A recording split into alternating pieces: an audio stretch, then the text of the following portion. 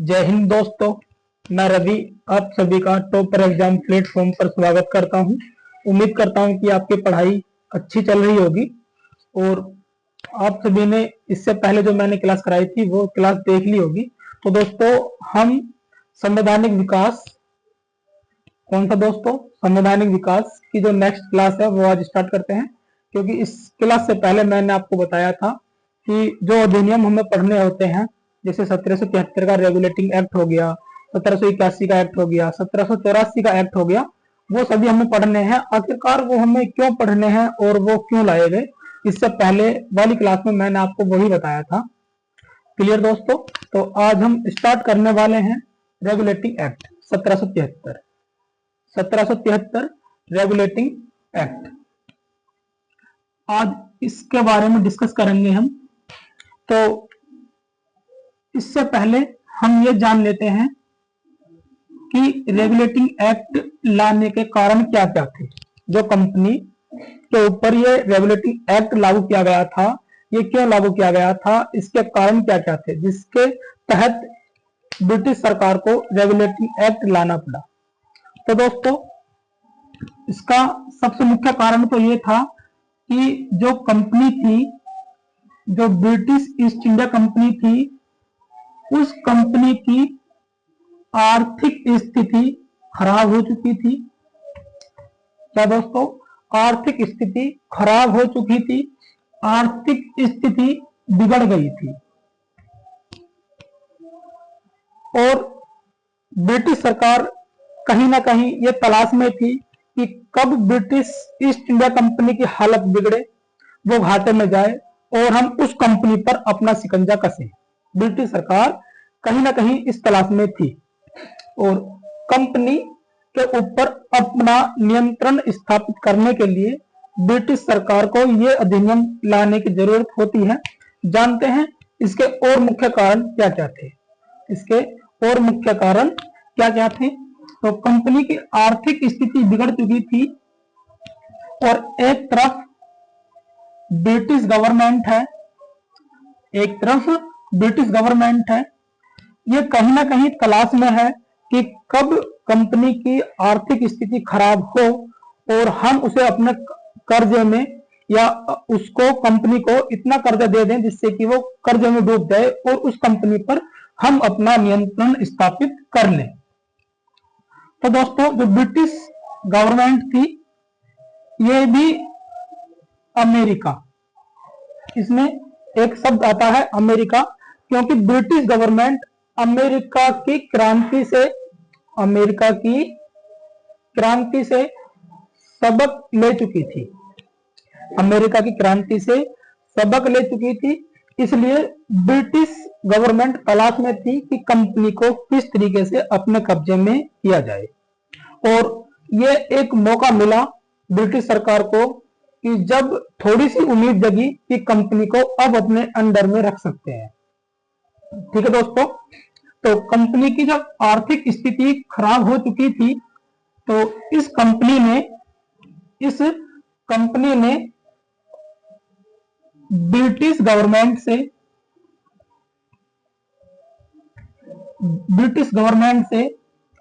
60 lakh pound का ऋण मांगा। क्या मांगा दोस्तों? 60 लाख पाउंड का ऋण मांगा, सॉरी 60 नहीं 10 लाख पाउंड का ऋण मांगा। और इससे पहले ब्रिटिश सरकार कंपनी को 60 लाख पाउंड का कर्जा दे चुकी थी। तो अगर मोटी मोटी बात देखी जाए तो कंपनी पर 60 लाख पाउंड का कर्जा पहले ही था और 10 लाख पाउंड के कर्जे की मांग और कर रही है कंपनी कि 10 लाख पाउंड हमें और चाहिए, 10 लाख पाउंड हमें और चाहिए, क्योंकि कंपनी घाटे में जा चुकी है। और फिर अगर देखा जाए, कंपनी कहती है कि जो हमें 4 लाख पाउंड वार्षिक, जो हमें 4 लाख पाउंड वार्षिक 1767 से ब्रिटिश गवर्नमेंट को देने होते हैं ना, उसमें भी हमें छूट चाहिए। तो क्या कहा कंपनी ने?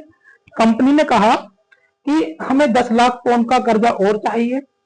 60 लाख पाउंड का पहले ही कर्जा था कंपनी के ऊपर, और कंपनी कहती है कि 4 लाख पाउंड जो हमें 1767 से ब्रिटिश सरकार को देने होते हैं, उसमें भी हमें कुछ छूट चाहिए, जिससे कि हमें कुछ बेनिफिट हो सके।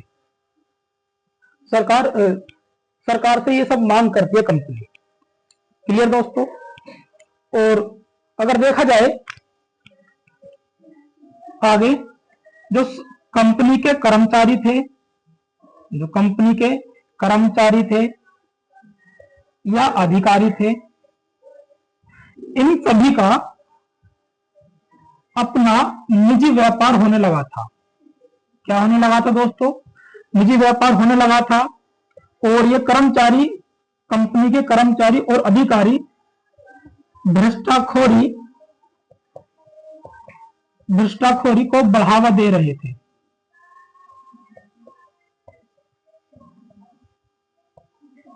तो अभी मैंने कितना बताया आपको? मैंने आपको ये बताया कि 1773 रेगुलेटिंग एक्ट क्यों लाना पड़ा।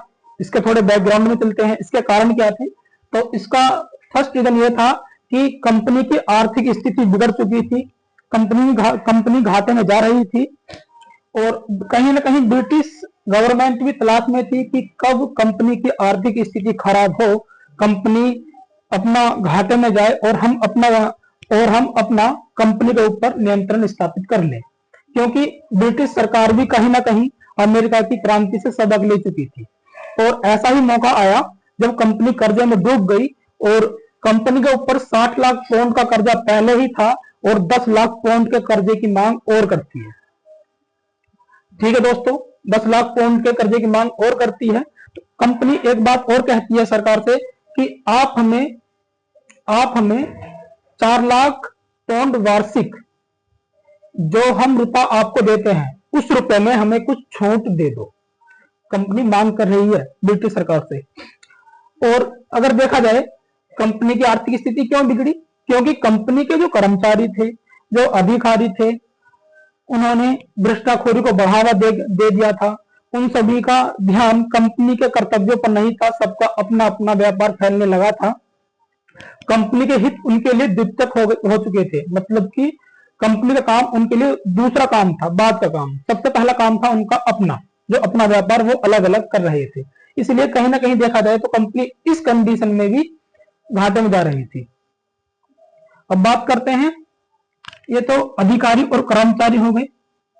और अगर एक बात और देखें हम, तो 1770 में बंगाल में एक अकाल पड़ा था। कब?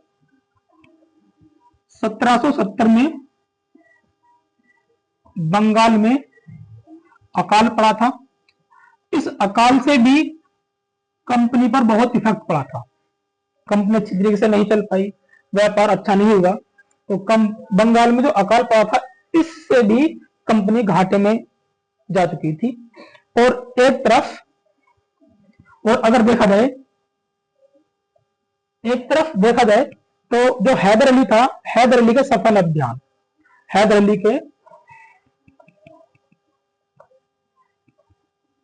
हैदर अली के सफल अभियान, हैदर अली के सफल अभियान होने से भी कंपनी को बहुत घाटा हुआ था। हैदर अली ने भी कमर तोड़ दी थी ब्रिटिश सरकार की, और जो ब्रिटिश ईस्ट इंडिया कंपनी थी, इसको करवल नहीं दिया था। तो इसके जो हैदर अली के सफल अभियान थे, उनसे भी कहीं ना कहीं कंपनी को बहुत घाटा हुआ। और सबसे बड़ा अगर देखा जाए कि कंपनी ने अपने शेयर होल्डर्स, कंपनी ने अपने शेयर होल्डर्स के शेयर 6% से बढ़ाकर 12.25% कर दिए थे। कितना कर दिया था दोस्तों? मैंने आपको बताया कि घाटे में पहुंचने का और कारण क्या था कि कंपनी ने अपने शेयर होल्डर्स के शेयर 6% से बढ़ाकर 12.25% कर दिया था। तो यहां से भी अगर देखा जाए इस कंडीशन से भी देखा जाए तो कंपनी को बहुत घाटा पहुंच रहा था यहाँ से भी। कंपनी बस ये तलाश में थी कि कहीं ना कहीं हमारे पास रुपया इकट्ठा आ जाए, अगर हम शेयर्स बढ़ाएंगे तो हमारे पास रुपया ज्यादा आएगा, और देखा जाए तो इसका इफेक्ट कंपनी पर पड़ा था और कंपनी घाटे में जा चुकी थी। क्लियर दोस्तों? अब हमें ये सारी बातें लिखने के लिए अपने नोट्स में इसे रफ करना होगा। अब चलते हैं आगे। तो उम्मीद करता हूं कि आपको क्लियर हो चुका होगा सारी बात।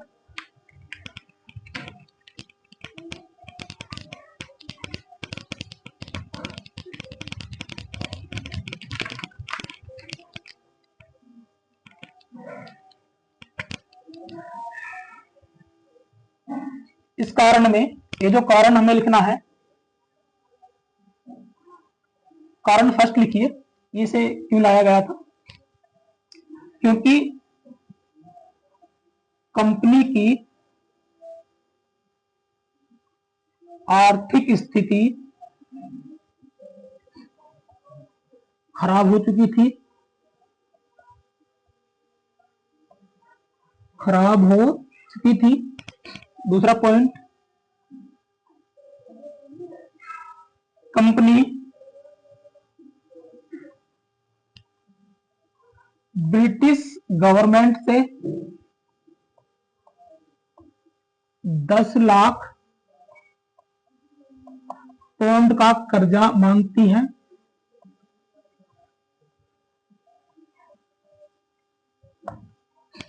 तीसरा पॉइंट लिखना है इसमें,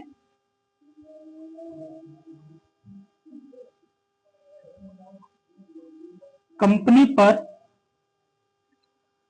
60 लाख पाउंड का कर्जा पहले ही था, पहले ही था।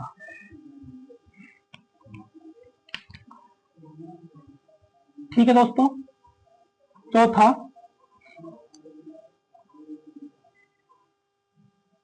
कंपनी के अधिकारी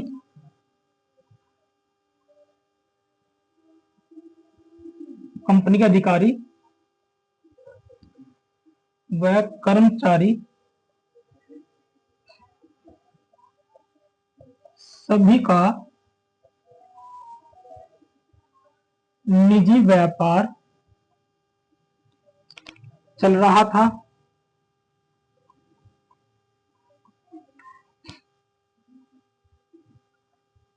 इससे भी कंपनी को बहुत इफेक्ट पहुंचा था और कंपनी की आर्थिक स्थिति बिगड़ती चली गई थी। आगे लिखना है,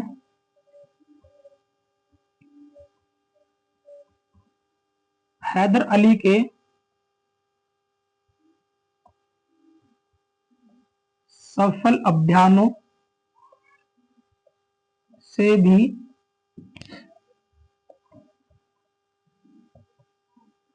कंपनी को नुकसान हुआ था। कंपनी को नुकसान पहुंचा। छठा, बंगाल में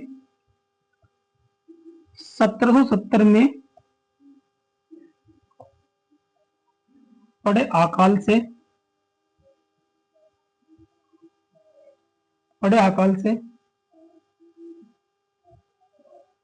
कंपनी को नुकसान हुआ।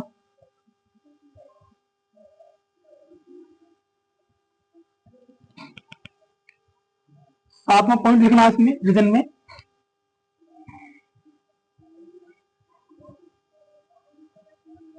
अब देखो कंपनी जो घाटे में पहुंच रही है, 60 लाख पाउंड का कर्जा पहले ही है, 10 लाख पाउंड का कर्जा मांग रही है ब्रिटिश सरकार से कंपनी, और फिर लास्ट में कंपनी एक बात कहती है कि कंपनी को जो हर साल, इस तरीके से लिख सकते हैं हम, जो हर साल 4 लाख पाउंड ब्रिटिश गवर्नमेंट को देने होते हैं,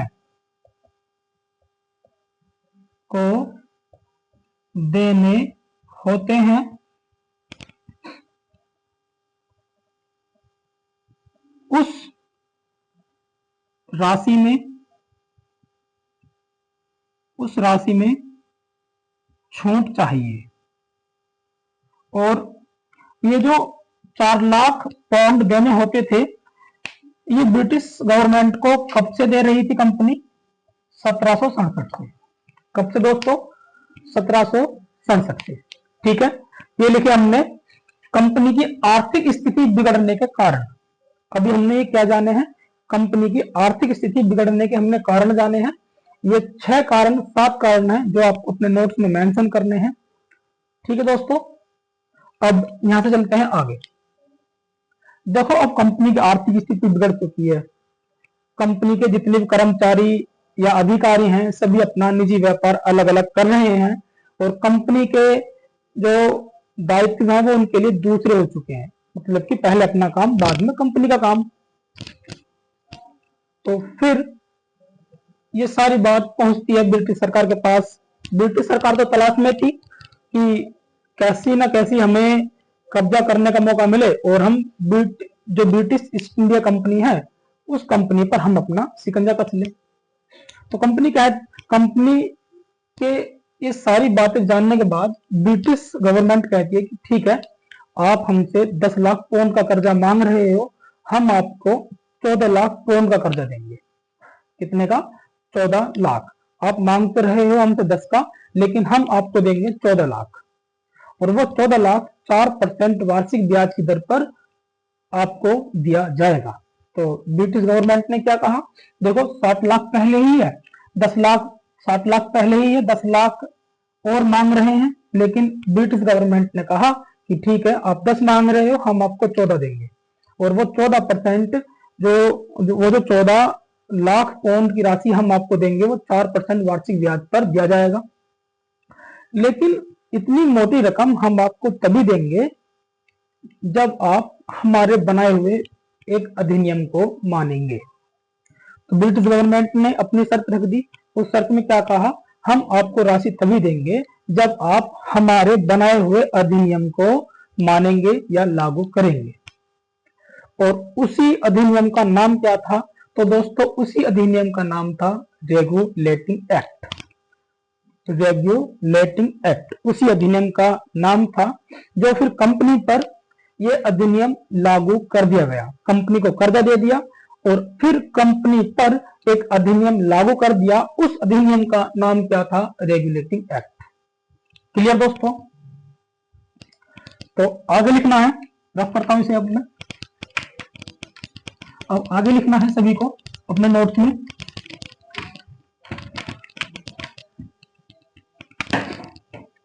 नोट करके लिखना है।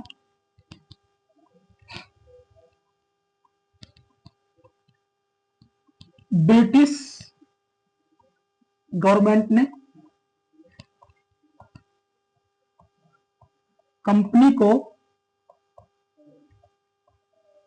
14 लाख पाउंड राशि 4%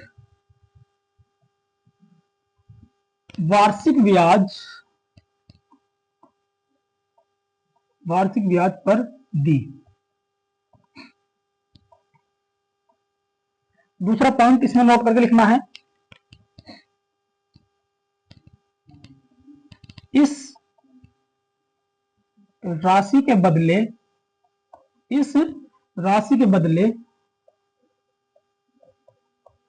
कंपनी को एक अधिनियम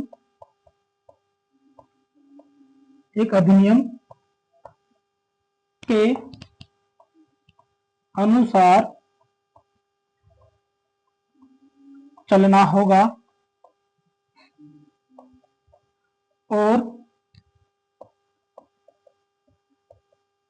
ये अधिनियम ही रेगुलेटिंग एक्ट के नाम से जाना गया।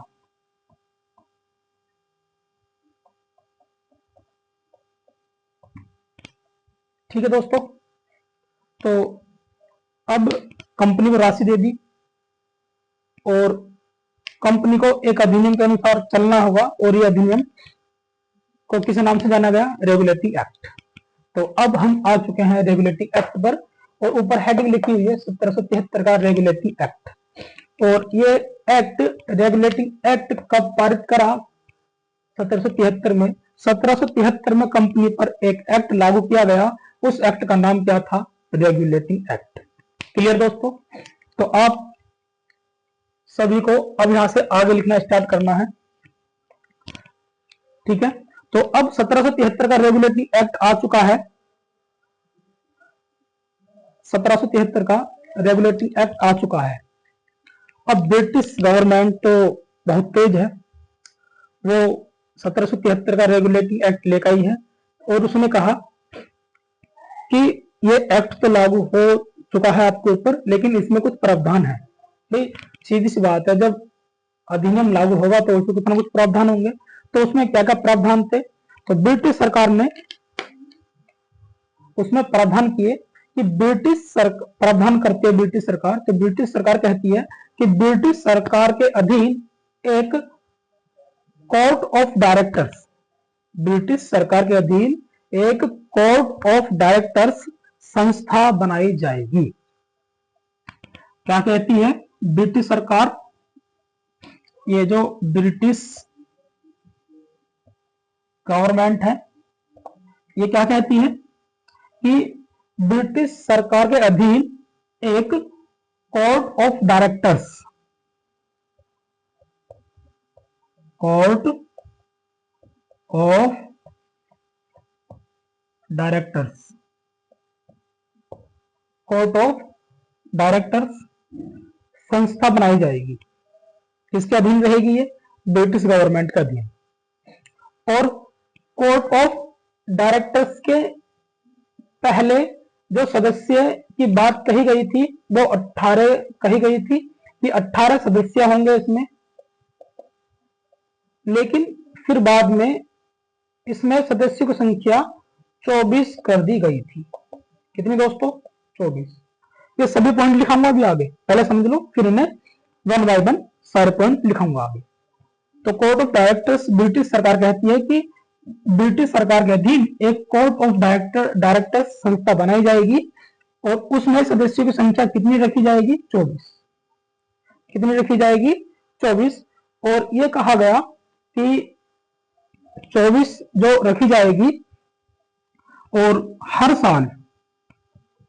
साल इस कोर्ट ऑफ डायरेक्टर्स के 1/4 सदस्य 1/4 सदस्य अवकाश ग्रहण करेंगे। ये बात और कही इसमें कहा कि कोर्ट ऑफ डायरेक्टर्स जो संस्था बनाई जाएगी हर साल 1/4 सदस्य अवकाश ग्रहण करेंगे और प्रत्येक सदस्य का जो कार्यकाल होगा, जो सदस्य का कार्यकाल होगा वो 4 वर्ष का होगा। कितने वर्ष का होगा दोस्तों, 4 वर्ष का।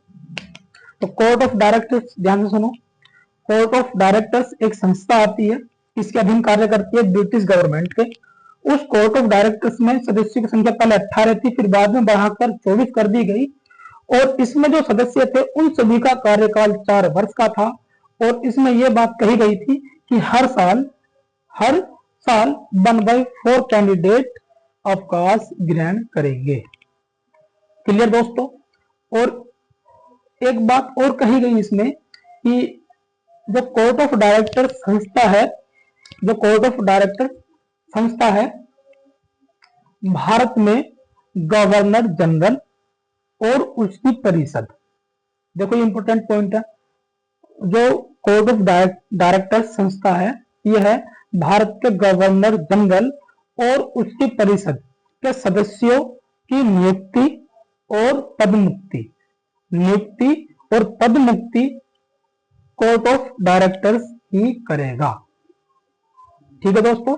तो गवर्नर जनरल व उसके परिषद के सदस्यों की नियुक्ति और पदमुक्ति कोर्ट ऑफ डायरेक्टर्स ही करेगा। ठीक है, ये पॉइंट्स हैं। अब देखो इन पॉइंट्स को हम अपने नोट्स में मेंशन करते हैं। चलो लिखते हैं आगे।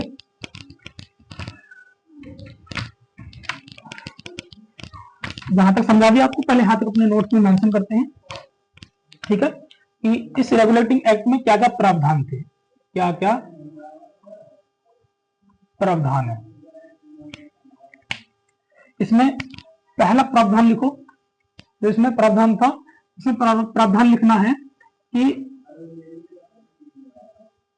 ब्रिटिश सरकार के अधीन एक संस्था बनाई जाएगी जिसका नाम कोर्ट ऑफ डायरेक्टर्स होगा, जिसका नाम कोर्ट ऑफ डायरेक्टर्स,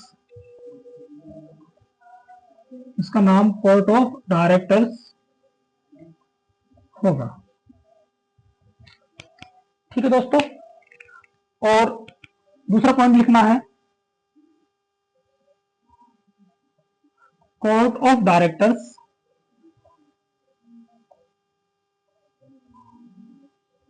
डायरेक्टर्स के सदस्यों की संख्या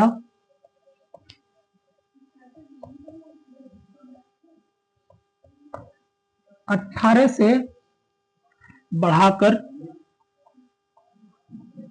24 कर दी गई। ठीक है दोस्तों, तीसरा पॉइंट इसी में लिखना है,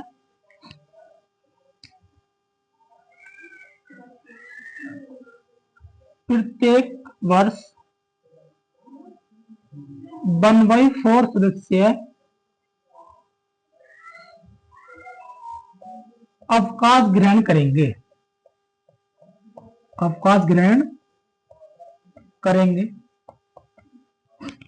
चौथा पॉइंट लिखना है, अभी कोर्ट ऑफ डायरेक्टर्स की बातें चल रही है, नेक्स्ट पॉइंट लिखना है,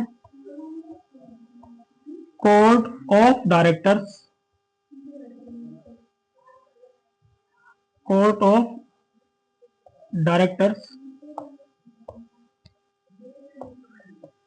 के सदस्यों का कार्यकाल 4 वर्ष का होगा। कितने वर्ष होगा दोस्तों? 4 वर्ष। ठीक है, 4 वर्ष होगा, और नोट करके लिखना है इसमें। आगे नेक्स्ट पॉइंट, इंपोर्टेंट पॉइंट ये वाला,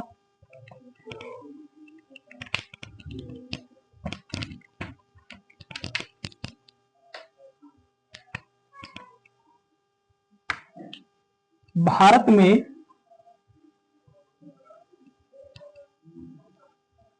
गवर्नर जनरल व उसकी परिषद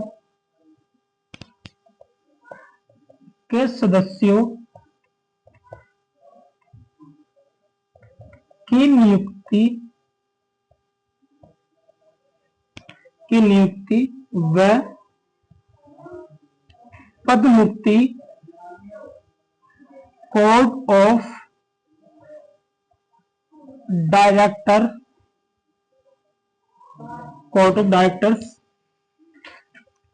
के अधीन की जाएगी,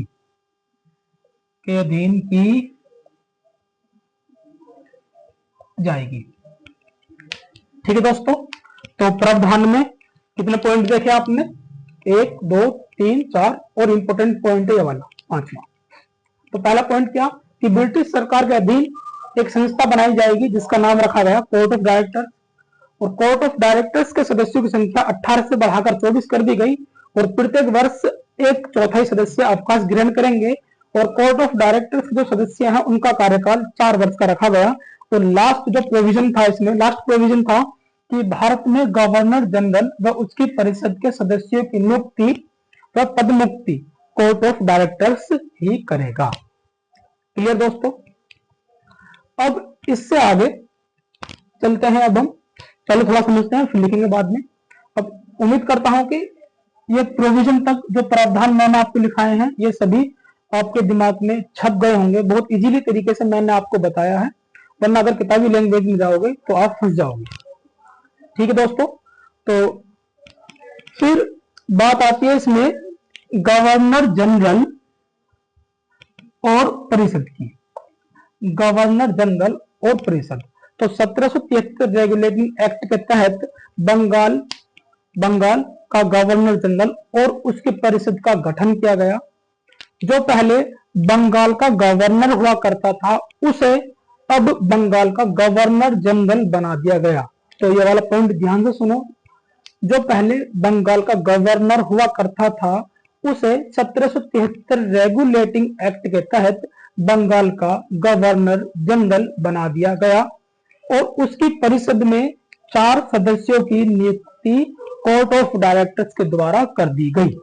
तो मैंने क्या बोला कि जो पहले बंगाल का गवर्नर हुआ करता था उसे अब बंगाल का गवर्नर जनरल बना दिया गया और गवर्नर जनरल की परिषद की भी नियुक्ति की गई और उसमें 4 सदस्य नियुक्त किए गए। 4 सदस्य नियुक्त किए गए और उनकी नियुक्ति कोर्ट ऑफ डायरेक्टर्स के द्वारा की गई थी। क्लियर दोस्तों? अब आगे चलते हैं, आगे लिखते हैं, इसे करते हैं रफ।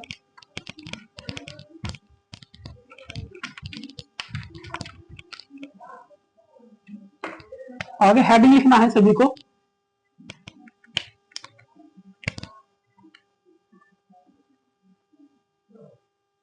गवर्नर जनरल व उसकी परिषद का गठन।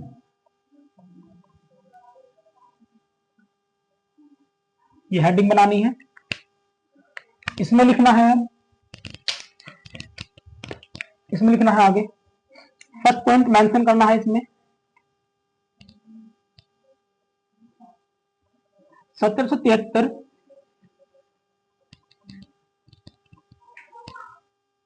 रेगुलेटिंग एक्ट के तहत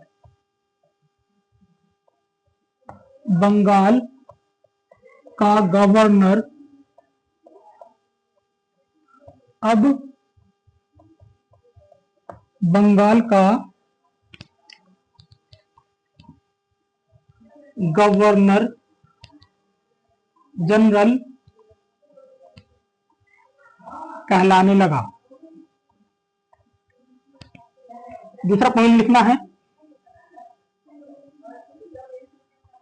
इसी एक्ट के अधीन,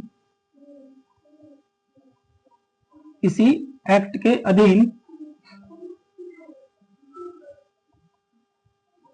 परिषद का गठन किया गया, परिषद का गठन किया गया और इस गठन में कितने सदस्य नियुक्त किए? 4 सदस्य, 4 सदस्य नियुक्त किए। क्लियर दोस्तों? और ये जो 4 सदस्य हैं, इस 4 सदस्य हैं, इन 4 सदस्यों की नियुक्ति किसके द्वारा की गई? नियुक्ति कोर्ट ऑफ डायरेक्टर्स के द्वारा, court of directors, court of directors के द्वारा इन 4 सदस्यों की नियुक्ति की गई। और तीसरा पॉइंट लिखना है, इसी एक्ट के तहत, इसी एक्ट के तहत बंगाल का फर्स्ट गवर्नर जनरल, बंगाल का first governor general Warren Hasting बना। कौन बना दोस्तों? गवर्नर जनरल वॉरेन हेस्टिंग बना। ठीक है, तो उम्मीद करता हूं कि यहां तक अभी समझ में आ चुका होगा आपके।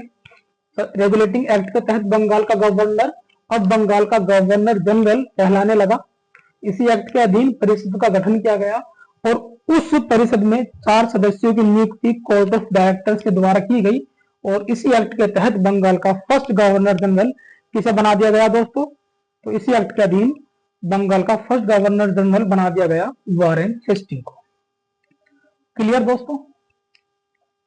और इसमें फिर 4 पॉइंट लिखना है। 4 पॉइंट लिखना है इसमें कि परिषद की गणपूर्ति, परिषद की गणपूर्ति 3 सदस्यों की रखी गई, 3 सदस्यों की रखी गई। क्लियर? 3 सदस्यों की रखी गई और युद्ध और शांति के मामलों में, युद्ध और शांति के मामलों में मद्रास और बंबई, युद्ध और शांति के मामलों में मद्रास और बंबई सॉरी, युद्ध और शांति के मामलों में मद्रास और बंबई प्रेसिडेंसी बंगाल प्रेसिडेंसी के अधीन कर दी गई और गवर्नर जनरल को मत बराबर होने की स्थिति में वोट देने का अधिकार भी दे दिया गया था, लेकिन वो वाला पॉइंट हमें मेंशन नहीं करना है।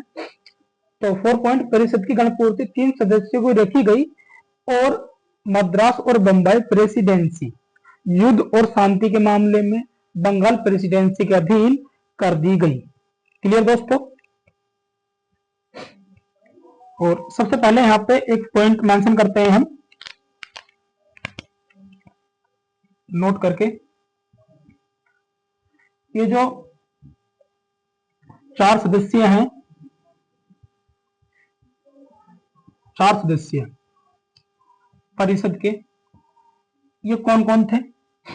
इनके नाम देखते हैं। एक तो था फ्रांसिस, क्या नाम था दोस्तों? फ्रांसिस। दूसरा नाम था, एक का नाम फ्रांसिस, फिर एक का नाम क्लेवरी, फ्रांसिस क्लेवरी, मानसेन, मानसेन और बारवेल। चौथा कौन था दोस्तों? बारवेल। ये 4 सदस्य वो थे जो गवर्नर जनरल की परिषद में नियुक्त किए गए थे, फ्रांसिस, क्लेवरिंग, मानसन और बारवेल। क्लियर? अब आगे चलते हैं और इसी एक्ट के तहत आगे लिखना है इसमें, इसी एक्ट के तहत कौन सा पॉइंट है? 5वां पॉइंट।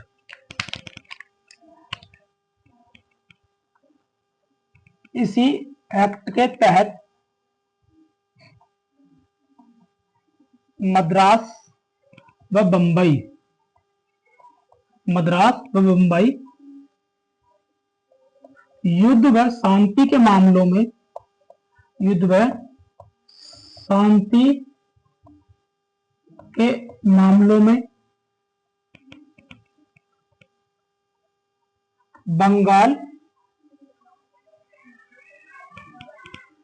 बंगाल प्रेसिडेंसी के अधीन कर दी गई, कर दी गई। ठीक है दोस्तों? तो इसी एक्ट के तहत मद्रास प्रेसिडेंसी और बंबई प्रेसिडेंसी युद्ध और शांति के मामलों में बंगाल प्रेसिडेंसी के अधीन कर दी गई। और 6 पॉइंट लिखना है, इसे स्टार बना लेना 6 पॉइंट को। इसी एक्ट के तहत बंगाल में, सॉरी अब लिखो कलकत्ता में, कलकत्ता में 1774 में एक सुप्रीम कोर्ट की स्थापना की गई, की स्थापना की गई। तो 1773 रेगुलेटिंग एक्ट के तहत 1774 में कलकत्ता में एक सुप्रीम कोर्ट की स्थापना की गई थी। इसे लिखना है आगे, सुप्रीम कोर्ट की स्थापना 1774 में। और इसके जो मुख्य न्यायाधीश बनाया गया था, मुख्य न्यायाधीश जो बनाया गया था, नाम था एलिजा इम्पे। क्या नाम था दोस्तों? Elijah Impey. एलिजा इम्पे को सुप्रीम कोर्ट का मुख्य न्यायाधीश बनाया गया था। और इसके अन्य न्यायाधीश भी थे। अन्य न्यायाधीश में नाम लिखना है, अन्य जो न्यायाधीश थे, एक का नाम था चैम्बर्स। क्या नाम था दोस्तों? चैम्बर्स। एक का नाम चैम्बर्स, एक का नाम हाइड, एक का नाम लिमेस्टर्स। Chambers, hide, लिमेस्टर्स। तो ये 3 जज ऐसे थे जो इसके अन्य न्यायाधीश बनाए गए थे। ठीक है दोस्तों, तो सुप्रीम कोर्ट की स्थापना की गई। 1773 के रेगुलेटिंग एक्ट के तहत मुख्य न्यायाधीश बनाया गया एलिजा इम्पे को और अन्य न्यायाधीश बनाया गया चैम्बर्स, हाइड और लिमेस्टर्स को। क्लियर दोस्तों? अब सारा शिकंजा कस दिया गया कंपनी के ऊपर ब्रिटिश सरकार के द्वारा। तो फिर इसी एक्ट के अकॉर्डिंग कंपनी पर शिकंजा कसा गया और जो कंपनी के कर्मचारी थे उन सभी के निजी व्यापार पर रोक लगा दी गई। और जो उन्हें उपहार मिलता था उस पर भी रोक लगा दी गई। तो जब सभी चारों तरफ से रोक लगा दी गई है कंपनी के कर्मचारियों पर कि कोई व्यापार नहीं कर सकता, रिश्वत नहीं ले सकता, भ्रष्टाखोरी नहीं कर सकता, कोई किसी से उपहार भी नहीं ले सकता, इन सभी पर रोक लगा दी गई। तो जब इतना काम कर दिया गया, इन सभी को मद्देनजर रखते हुए ब्रिटिश सरकार ने जो कंपनी के कर्मचारी थे उन सभी का वेतन बढ़ा दिया। भी जब आप रिश्वत भी नहीं लोगे, अलग व्यापार भी नहीं करोगे, तो हम आपका वेतन बढ़ाते हैं। क्लियर दोस्तों? तो ये सारे प्रोविजन थे 1773 का रेगुलेटिंग एक्ट के तहत।